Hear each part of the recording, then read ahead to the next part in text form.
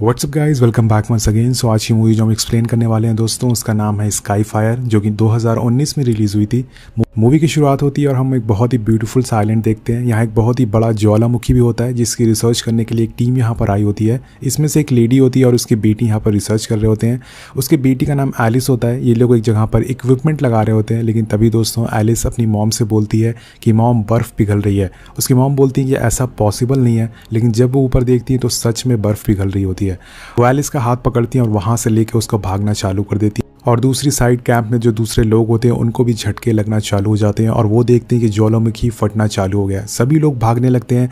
इस कैंप में दोस्तों एलिस के फादर भी होते हैं जिनका नाम ली होता है।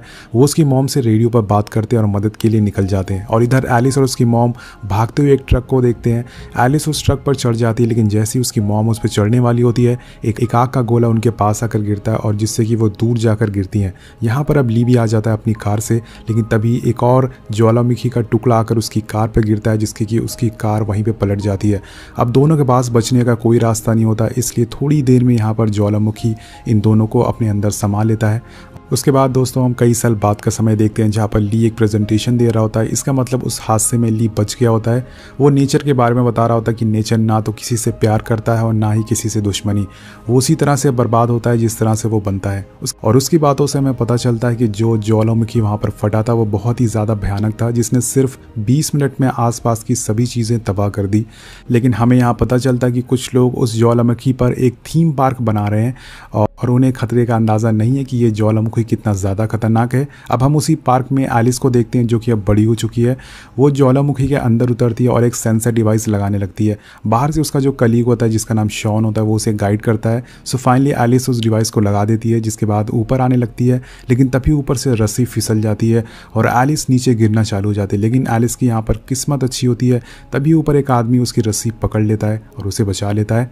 वेल उसके बाद दोस्तों शॉन उस सेंसर डिवाइस को ऑन कर देता है, जिससे कि ज्वालामुखी का सारा होलोग्राफिक व्यू हमें दिखाया जाता है, जो कि देखने में बहुत ही ज़्यादा खूबसूरत होता है।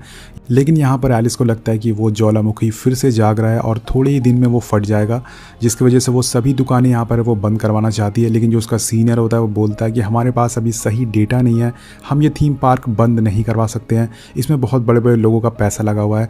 और उसके बाद हम दूसरी तरफ दोस्तों ली को देखते हैं जो कि ज्वालामुखी के बारे में और जानकारी लेने लगता है, लेकिन तभी उसको कुछ दिखता है और ली बोलता है ओह माय गॉड। अब आप समझ गए होंगे कि क्या होने वाला है दोस्तों। अब एक बार हम फिर से एक बुगादी देखते हैं, बुगादी कार देखते हैं, जिसमें से एक आदमी उतरता है और इसका नाम होता है mister Harris. So guys, mister Harris इस थीम पार्क के मालिक हैं। और उसके बाद मिस्टर हैरिस सभी लोगों को बताते हैं कि ये हमने एक जलते हुए ज्वालामुखी पर रिजॉर्ट बनाया है, जिससे कि यहाँ बहुत सारे टूरिस्ट आएंगे और हम उनसे करोड़ों और अरबों रुपए कमा पाएंगे। वो बताते हैं कि आजकल लोगों को खतरों से खेलना काफ़ी ज़्यादा पसंद है, इसलिए लोग इस ज्वालामुखी को काफ़ी पसंद करेंगे। मतलब ये बंदा अक्षय कुमार का बिजनेस भी बंद करवाएगा। वेल दोस्तों उसके बाद यहाँ पर एक इंजीनियर आती है, एक लेडी आती है। वो हैरिस से बोलती है कि सर अभी सेफ्टी प्रोटोकॉल हमने तैयार नहीं किया है, आपको सभी चीज़ों को बंद करना होगा, जो आप ड्रिलिंग कर रहे हैं उनको बंद करना होगा, इससे आपको रोकना होगा, नहीं तो बहुत सारे लोगों की जान जा सकती है। और तभी यहाँ पर एलिस आ जाती है और बोलती है कि मिस्टर वैलिस आपको ये प्रोजेक्ट रोकना होगा, ये ज्वालामुखी फटने वाला है। लेकिन मिस्टर हैरिस बोलते हैं कि हमारे पास अभी ऐसा कोई डेटा नहीं है जिससे कि पता चल सके कि ये ज्वालामुखी फटने वाला है। वो बोलता है कि इस प्रोजेक्ट में करोड़ों अरबों रुपए लग चुके हैं, हम इसे बर्बाद नहीं होने देंगे। एलिस उनसे बोलती है कि आप एक 400 मील रफ्तार वाले ज्वालामुखी से भाग नहीं सकते हैं। यहाँ पर वो अपनी मॉम की बात कर रही होती है जिनकी कि इस ज्वालामुखी में जान चली गई थी। उसके बाद अगले सीन में शॉन एलिस को एक ड्रोन दिखाता है जो कि साइज़ में बहुत ही ज़्यादा बड़ा होता है। वो इसके फीचर्स बताने लगता है कि इसमें 24 मेगापिक्सल का कैमरा है, फलाना है, ढिमकाना है। सो गाइस इस सीन के बाद हम देखते हैं कि ली भी इस आइलैंड पर आ जाता है। वो एलिस से बोलता है कि मेरे साथ यहाँ से चलो, कुछ ही देर में ये ज्वालामुखी फटने वाला है। लेकिन एलिस उनकी बात नहीं मानती है। उसके बाद हम हैरिस की वाइफ को देखते हैं जिनका नाम कॉनवी होता है। वो कुछ टूरिस्ट को ये रिजॉर्ट दिखाने लगती हैं। पहले तो ये सभी लोग एक लिफ्ट में या फिर एक मेट्रो में बैठते हैं और फिर दोस्तों हम इस आइलैंड को देखते हैं जो कि बहुत ही ज़्यादा खूबसूरत होता है। ये मेट्रो से पूरा आइलैंड का टूर करते हैं और काफ़ी ब्यूटीफुल सीन देखते हैं। तो ये सीधा जो मेट्रो होता है वो ज्वालामुखी के पास जाकर रुकती होती है जिससे कि ये उसको बिल्कुल करीब से देख सकें। अब ये सभी लोग नज़ारा देख रहे होते हैं, बहुत ही ज़्यादा खुश होते हैं और इधर एलिस और ली भी हेलीकॉप्टर से इस ज्वालामुखी के पास पहुंच जाते हैं।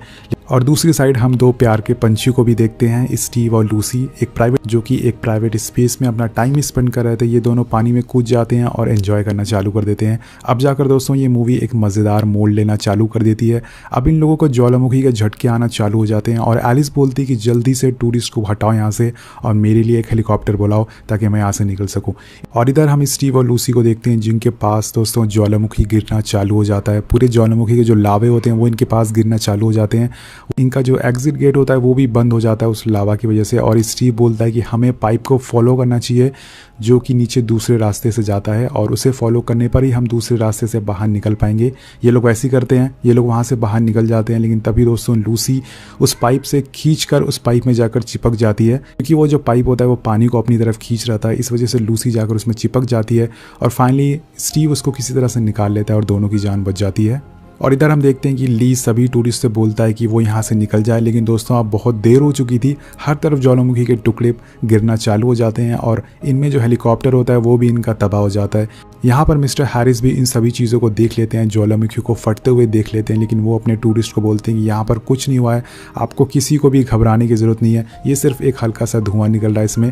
और दोस्तों अब गर्मी की वजह से ज़मीन से जो स्टीम निकलना चालू हो जाता है जिसकी वजह से बहुत सारे लोगों की इसमें जान चली जाती है। और एलिस और ली बचे हुए लोगों को लेकर उस लिफ्ट में भागने लगते हैं और सभी बेस स्टेशन पर अनाउंसमेंट कर दी जाती है, जिसके बाद सभी बचाव जो करता होते हैं वो निकल जाते हैं इन लोगों को बचाने के लिए। उसके बाद हम एलिस और ली को देखते हैं जो कि मेट्रो में भाग रहे होते हैं, लेकिन तभी दोस्तों ज्वालामुखी का एक टुकड़ा आकर इनकी मेट्रो के ट्रैक को तोड़ देता है और जिस वजह से एलिस बोलती है कि हमें सामने वाली मेट्रो में कूद कर जाना होगा, नहीं तो हम सभी मारे जाएंगे। ये सभी लोगों को बचा लेते हैं, लेकिन तभी वो मेट्रो नीचे गिर जाती है। इसमें होते हैं 3 लोग, एलिस, ली और हैरिस की वाइफ।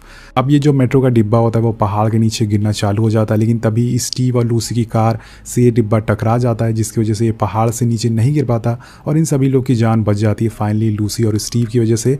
उसके बाद ये सभी लोग कार से यहाँ से निकल जाते हैं और इधर शॉन इनको बताता है कि लावा पूरे गांव में फैल रहा है जिससे कि सभी गांव वाले भाग रहे हैं। इन लोगों के पास सिर्फ 1 घंटा बचा हुआ यहाँ से निकलने के लिए, अगर ये नहीं निकले तो ज्वालामुखी इनको पूरी तरह से जला कर रख देगा। अब दोस्तों हम देखते हैं कि बड़े बड़े ज्वालामुखी के टुकड़े रिजॉर्ट पर भी गिरना चालू हो गए हैं और सब लोग अपनी जान बचाकर भागना लग रहे हैं। यहाँ पर एक टुकड़ा आकर हैरिस के पास गिरता है जिसकी वजह से वो भी जख्मी हो जाता है और अब उसे एलिस की बात याद आने लगती है कि 400 मील की रफ्तार वाला ज्वालामुखी को आप रोक नहीं सकते हैं, उससे भाग नहीं सकते हैं। वेल उसको रियलाइज़ हो जाता है कि उसने बहुत ही बड़ी गलती कर दी है। उसके बाद शॉन एलिस को रेडियो पर बताता है कि लावा नदी के ऊपर से बह रहा है और कुछ ही देर में वो सारे रास्ते को बंद कर देगा, सो जितनी जल्दी हो सके वो यहाँ से निकल जाए। लेकिन एलिस बोलती है कि अगर वो लावा पानी में मिल गया तो सभी गांव वाले मारे जाएंगे, हमें उन्हें किसी भी तरह से बचाना होगा। एलिस बोलती है कि हमें जियोथर्मल पाइप को साउथ में ड्रेन करना होगा जिससे कि सभी तबाही रुक जाए और डाइवर्ट हो जाए। लेकिन यहाँ पर दोस्तों एक प्रॉब्लम होती है, वहाँ पर जाने के लिए इनको कोड चाहिए और तभी हैरिस की वाइफ बोलती है कि उनके पास कोड है और ये सभी लोग उन सभी लोगों को बचाने के लिए निकल जाते हैं। इधर हम रिजॉर्ट में देखते हैं हैरिस आराम से बैठ के सभी चीज़ को तबाह होते हुए देख रहा होता है, लेकिन तभी उसे CCTV कैमरा में एक छोटी बच्ची रोते हुए दिखाई देती है और उसके अंदर की इंसानियत जाग जाती है। वो दौड़कर बाहर जाता है और उस बच्ची को उठाकर बोट पर छोड़ देता है। हैरिस दोस्तों बोट पर नहीं जाता, वो यहीं पे रुक जाता है। वो बोलता है कि मैं यहीं रुकूंगा जब तक मेरी पत्नी नहीं आ जाती और वो बोट फाइनली यहाँ से निकल जाती है। लेकिन हम देखते हैं कि एक बहुत ही बड़ा ज्वालामुखी का टुकड़ा आकर हैरिस के ऊपर गिरता है जिसकी कि उसकी वहीं मौत हो जाती है। यहाँ पर शॉन एलिस से बोलता है कि अगर तुम लोगों ने रिजर्वायर को ड्रेन किया तो तुम लोग ज्वालामुखी के रेंज में आ जाओगे जिससे कि तुम सभी मारे जाओगे। एलिस ये जोखिम उठाने के लिए तैयार होती है और ये लोग आगे बढ़ना चालू हो जाते हैं, लेकिन तभी एक लावा की नदी इनके पीछे पड़ जाती है। वो लोग उससे भागना चालू कर देते हैं और बड़ी मुश्किल के बाद वो रिजर्वायर पहुंच पाते हैं। लेकिन यहाँ पर दोस्तों शॉन इन्हें बताता है कि तुम्हारे पास सिर्फ 2 घंटे बचे हुए हैं, हेलीकॉप्टर तुम तक पहुँच जाएगा, इसलिए फटाफट अपना काम करो और वहाँ से निकल जाओ। दोस्तों जब ये लोग रिजर्वायर के अंदर पहुँचते हैं तो वहाँ पर लावा पहुँच चुका था और इन्हें जो वॉल्व गिराना था, जो सर्किट इनको नीचे गिराना था, उसके पास भी लावा पहुँच चुका था। तो वहाँ पर जाना बहुत ही ज़्यादा मुश्किल होता है।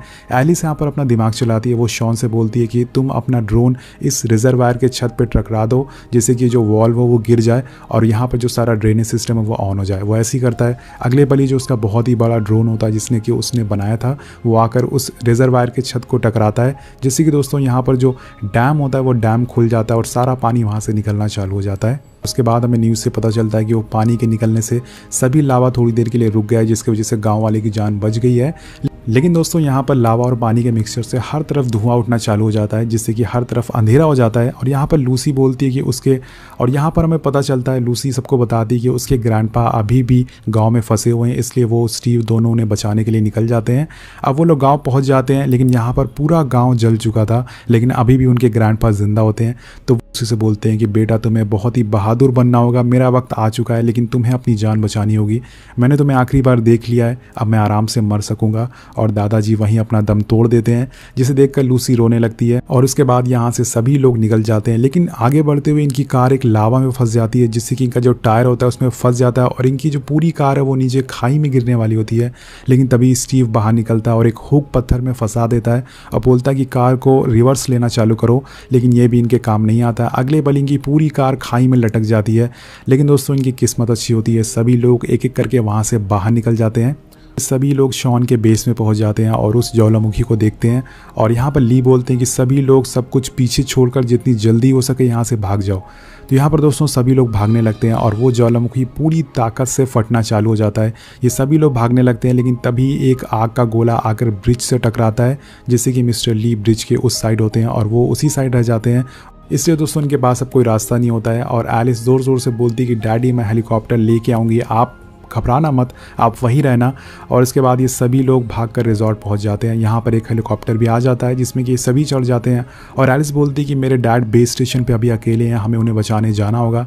लेकिन यहाँ पर दोस्तों शॉन बोलता है कि वहाँ जाना बहुत ही ज़्यादा खतरनाक है, वो बेस पूरी तरह से तबाह हो चुका है। लेकिन हम उसके बाद मिस्टर ली को देखते हैं जो कि बाइक से भाग रहे होते हैं, लेकिन दोस्तों ज्वालामुखी उनके पीछे पड़ा होता है और अगले पल ही उनकी बाइक वहाँ पर गिर जाती है और ज्वालामुखी उनको लेकर निकल जाता है।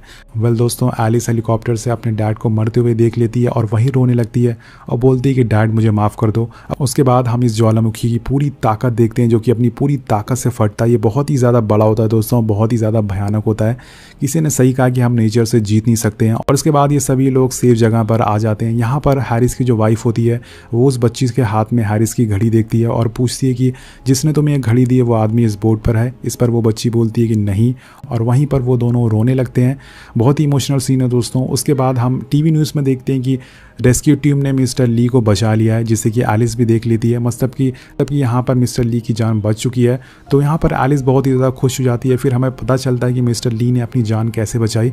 दोस्तों उन्होंने ज्वालामुखी के अंदर एक गुफा ढूंढ ली थी, जिसके बाद वो उसमें जाकर छुप गए और जब पूरा लावा उनके ऊपर से निकल गया तो वो फाइनली वहाँ से बाहर आ पाए और जिसकी वजह से मिस्टर ली की जान वहाँ पर बच पाई। अब फाइनली ली आकर एलिस से मिलते हैं और जिसके बाद दोनों गले रखकर रोने लगते हैं और मूवी यहीं पर ख़त्म हो जाती है। वेल दोस्तों एक बहुत ही बेहतरीन अमेजिंग मूवी थी। आपको मूवी कैसी लगी नीचे कमेंट करके ज़रूर बताएगा और सबसे इंपॉर्टेंट चीज़ चैनल को सब्सक्राइब जरूर करिएगा। और दोस्तों कुछ सवाल पूछना है तो आप हमें इंस्टाग्राम पर भी फॉलो कर सकते हैं। वेल मिलते हैं आपसे अगली वीडियो में। Thank you so much watching, peace out.